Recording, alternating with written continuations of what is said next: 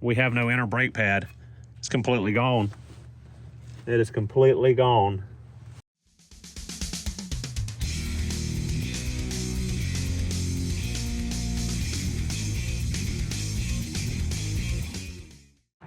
So guys, today's test subject is a 2010 Outback, and we need to put front and rear brakes on it, especially the rears, because those things are bad. That is probably the worst sounding rear brakes I've heard on an Outback. Truly metal to metal. Hopefully we don't have anything damaged more so than the rotor and the brake pads. Hopefully we haven't hurt the caliper. But we're gonna go ahead and get into it. As you see, the car is lifted and properly supported on 4 jack stands, and the wheels and tires are removed. Already did the shake test. It is stable. It is ready to work on. So we're gonna start on the rear and work our way up to the front. Let's go ahead and get into it.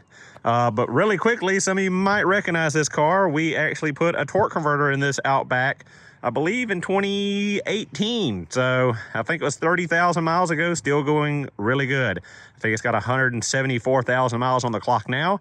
Original CVT. We replaced the torque converter, and we might have done the valve body in this car. I can't recall now, but again, 170 something thousand miles on the original CVT. They do last. So just notice this before I went to start taking braking components off. Whoever worked on this last on the brakes, I guess they thought the maximum level there was just a recommendation and not a rule to follow, because this thing is completely slapped full of brake fluid. Don't do that. Don't go past the maximum. So looking at our front brakes here, they're in pretty decent shape. The rotors, you know, could use a turning. And the pads have, you know, enough material on where it's not metal to metal yet, so pretty decent, not a big deal. Pretty easy brake job for the front axle. We do need to advise control arm bushings to the customer, as well as a few other things after looking it over. But, you know, anytime you work on someone's vehicle, always, whether they get an inspection or not, guys, it's always a good practice. Those of you that are in this as a profession, courtesy check. It takes 5 minutes to look a car over to see if there's a potential dangerous hazard, you know, that could cause issues or a crash or, you know, something major to happen. Always make your customer aware of anything you find. This isn't a major issue, but it's still something that I should make my customer aware of. So here's our real problem child. It's the rear brakes. As you can see, we got quite a bit of rust on the rotor, both sides actually. And we have like no friction material left on these pads. I hope these calipers are not stuck. I hope they're not hyperextended. We priced out brake pads and rotors, so hopefully I'm not getting into more than that. Hopefully we can get this knocked out and back to the customer by the afternoon. All right, let's go ahead and get this all taken apart and see how bad it is in here.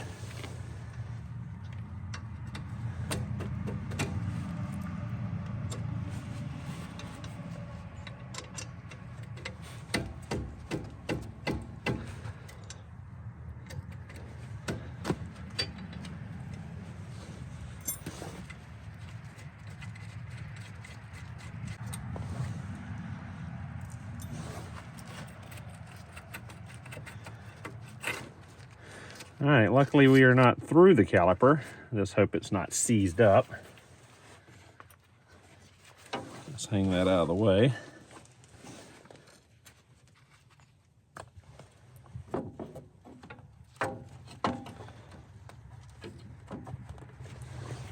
try to hang it out of the way. Get these pads off here. Good and well boogered, not much left there.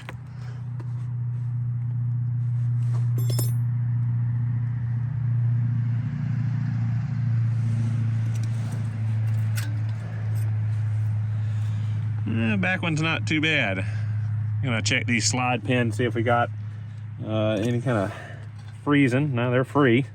We might have an issue with that caliper hanging up. Hopefully it frees up though.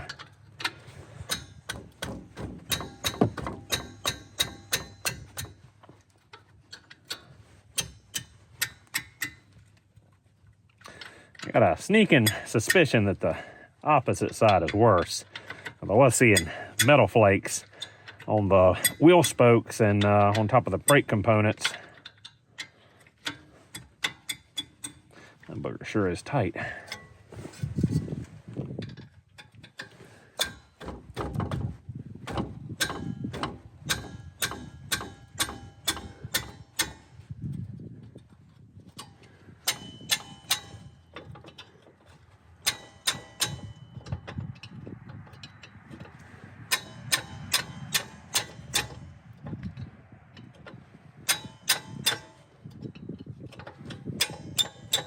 A lot of corrosion on there for you viewers that are interested.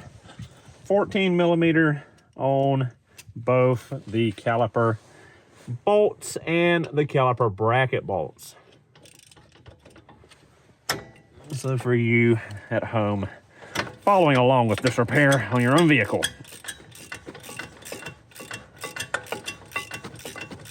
14 wrench, 14 socket and a ratchet ought to do you. I got a feeling we're gonna have a struggle getting that rotor off because this car does have some rust on it, so it's probably pretty seized up on this hub. Hopefully not, but I got a bad feeling. That's one out that's stuck in our socket.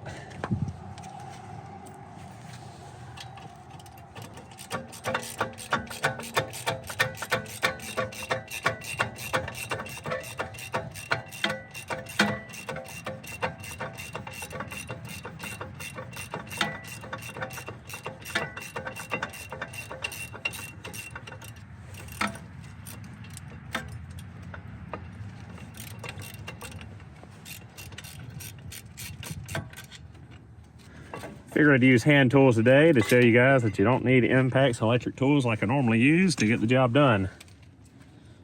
All right, so now is the real determination of how stuck this rotor is. Hopefully these points here where you can thread a bolt in to pull it off, hopefully the threads are still strong enough to pull this off. Look here, I'm cheating already that I wouldn't use impact or power tools, and I go grab an impact for this job. See if we can get our brake rotor removal bolts installed, and hopefully they take this booger off without stripping out the threads.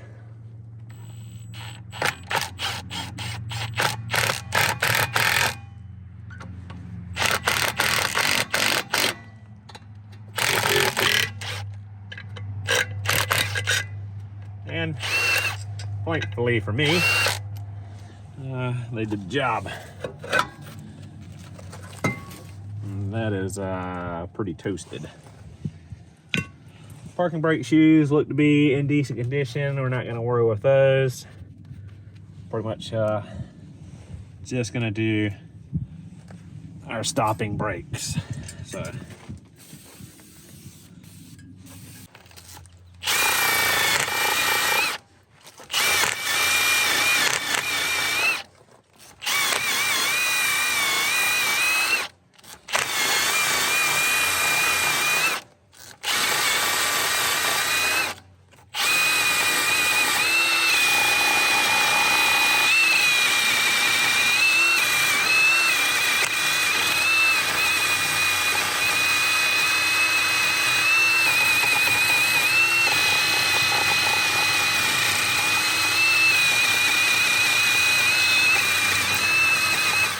Much better.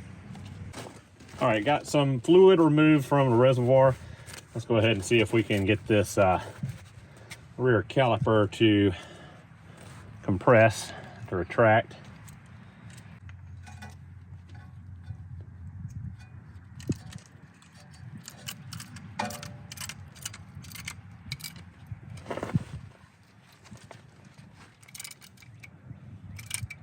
Seems to be retracting just fine. Doesn't seem like there's any hard spots in the caliper. I'm not exactly sure why we had the corrosion up there on that rear rotor. I doubt both rear calipers stuck at once. Kind of perplexing. Maybe it was because it was extended so far out. Not exactly sure. Just got to get it back together and put the new components on there and see if it's functioning properly. And there we are, max all the way back out.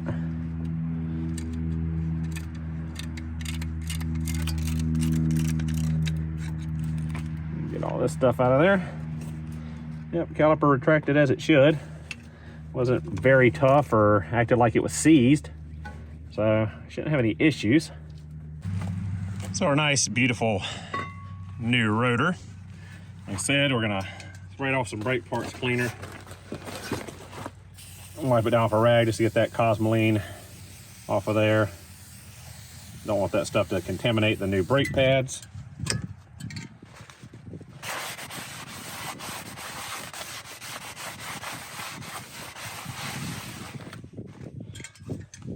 Don't forget to get your braking surface inside here for the parking brakes.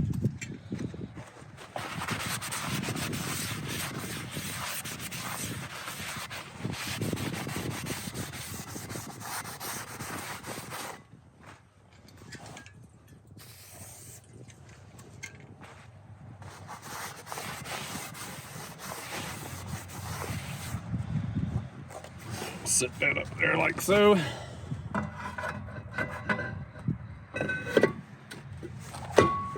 Make sure it's all the way back. And we'll clean the outer surface.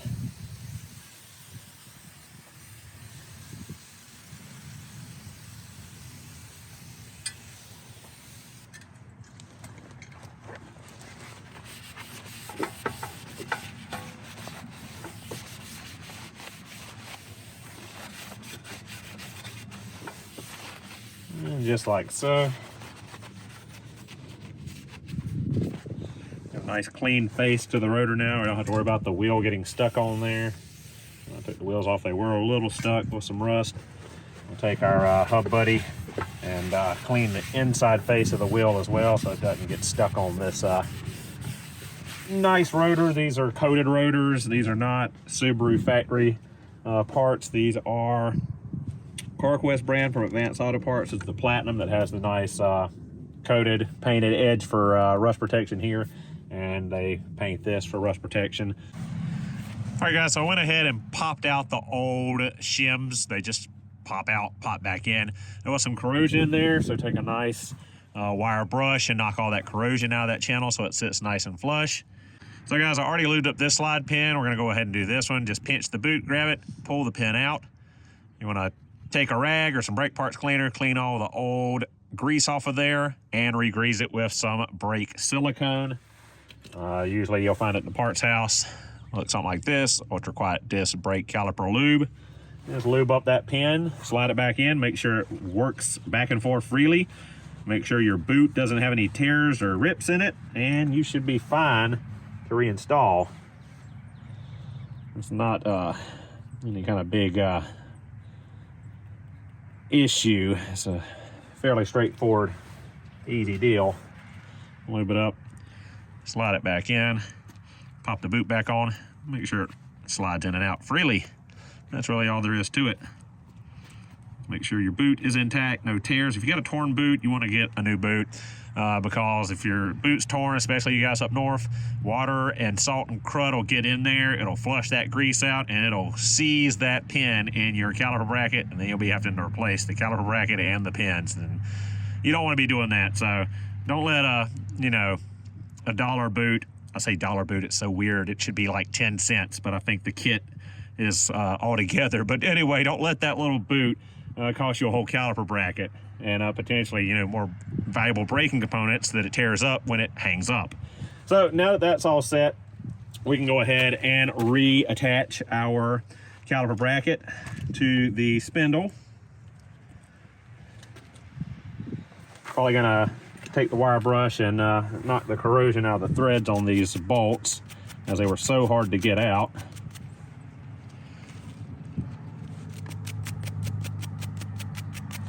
Just like so. And we'll throw it back up there and bolt it back into place. Don't have torque specs off the top of my head. I'll put them on the screen during editing this video for those of you curious. Normally, I don't worry about torquing braking components, as you just want to get them as tight as you can get them. But it is always valuable. It is always crucial to make sure that they are tightened adequately. You do not want any of this stuff coming apart in the braking system.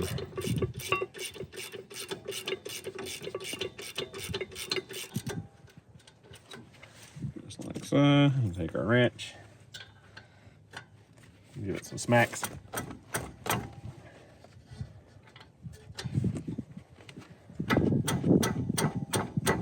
Make sure it's on there good and tight.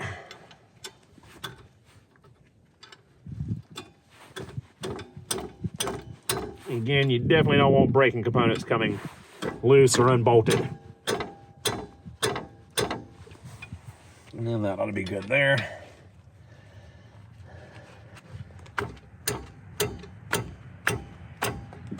And good there. So now we can get our new brake pads out. Always handle with clean hands, guys. You do not want to contaminate your new brake pads. If you grab them and get grease on the friction material here, you might as well throw them in the trash because they're not going to be any good. You can clean them, but rarely does cleaning get it out of that friction material. All right, so now we got our brake pads out. What we're going to do is take some braking silicone and we're going to lube up the ears here, just where it rides back and forth on the shims. And these brake pads are high end. They got a backer on them, so it's not going to squeal. But if you've got a brake pad that's just metal on the back, you want to put some grease here on the back side where the caliper fingers ride on the outside and where the piston rides on the inside. Once you got that set, all you got to do is put your brake pads in the caliper bracket. And there is only one way for them to go in here. Make sure you got it oriented correctly. Sorry, I had my big old head in the way. I'll show you a little bit better here on the outer one.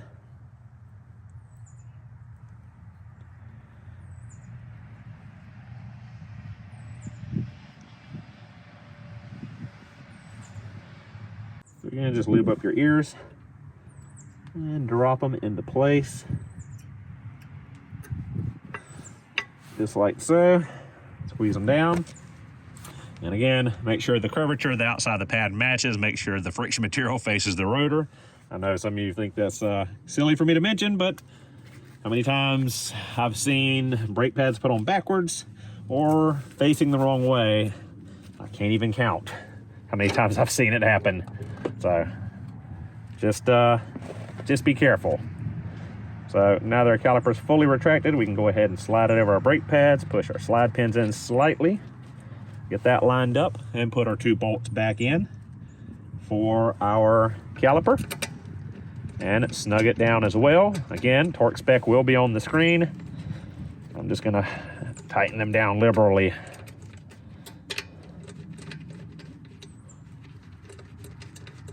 And just like so. Don't want to tighten these as much because the bolt is a lot smaller of a bolt. The actual diameter of the shank of the bolt, the thread pitch, is smaller, so do not over tighten these. You do not want to break them off in those slide pins, then you're going to have another headache. Ought to be good there. And good there. We are done. All we got to do is repeat this process on the passenger side for the rear, and we can move to the front. All right, guys, on to the passenger side. As I said earlier, I suspect it's in a little bit worse condition than the driver's side was, just based on the amount of metal dust I saw accumulating on the brake component through the wheel. But we shall see here shortly, when we get this loose, how bad it is.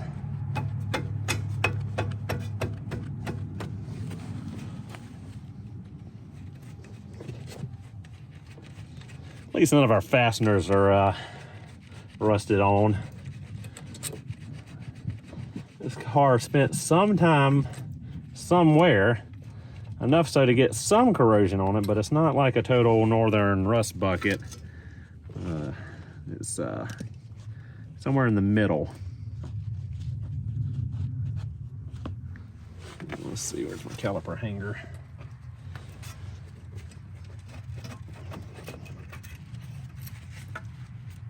Oof, that is not good. We're gonna have some extra expense here, and we're gonna have to replace a caliper now, unfortunately. So let's hang this booger out of the way. And we're gonna have to get on the phone and see if Parts House has one in stock, because customer needs their car back this afternoon.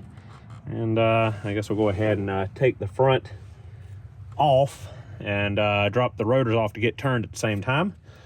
So surprise, surprise, here is our rear. Nothing left of the brake pad, but we have no inner brake pad. It's completely gone. It is completely gone. So yeah, there's our big issue. Like I said, when I drove this, when I backed up, it almost locked up. It almost hopped the back wheels. It was such a violent, grinding, hard noise going in reverse. So she said she just heard it start making noise on Thursday. Today's Sunday, so I'm assuming Thursday is when that brake pad finally just broke away, fell out, and was completely gone. And the caliper started riding on the brake rotor.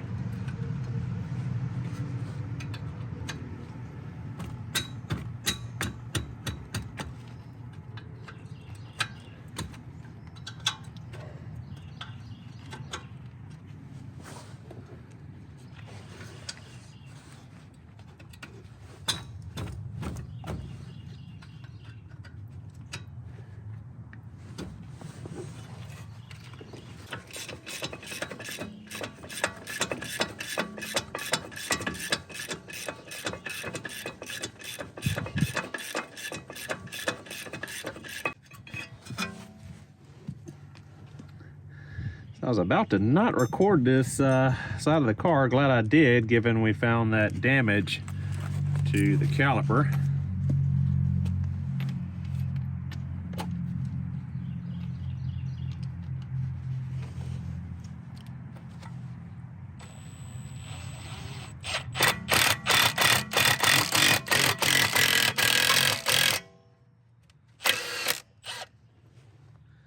Luckily, the rotor came off easily again.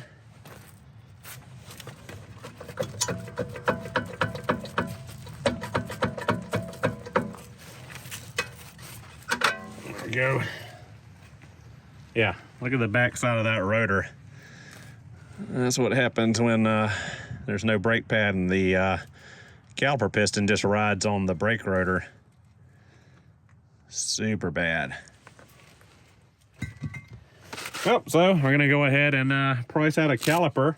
All right, so I've looked all over town, online, called stores. No part stores in town have a caliper for this Outback. Talked to the customer, they desperately need it back tonight to drive to work tomorrow. So I've cleaned up the caliper. It ended up retracting. It's not leaking any fluid. I don't think it actually hyperextended the piston. It got very close to it, but it didn't cause a leak.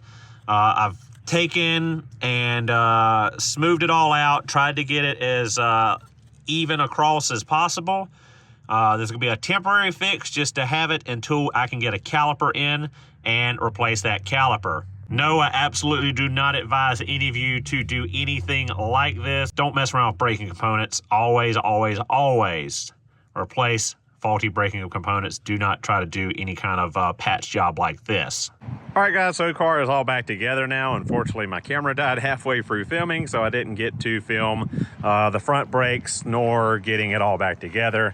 It just came off the charger. So we did, like I said, fix up that brake caliper piston. It wasn't too terrible, honestly. It just looked a lot worse than I thought it was to start with. Pretty sure we'll be okay on it.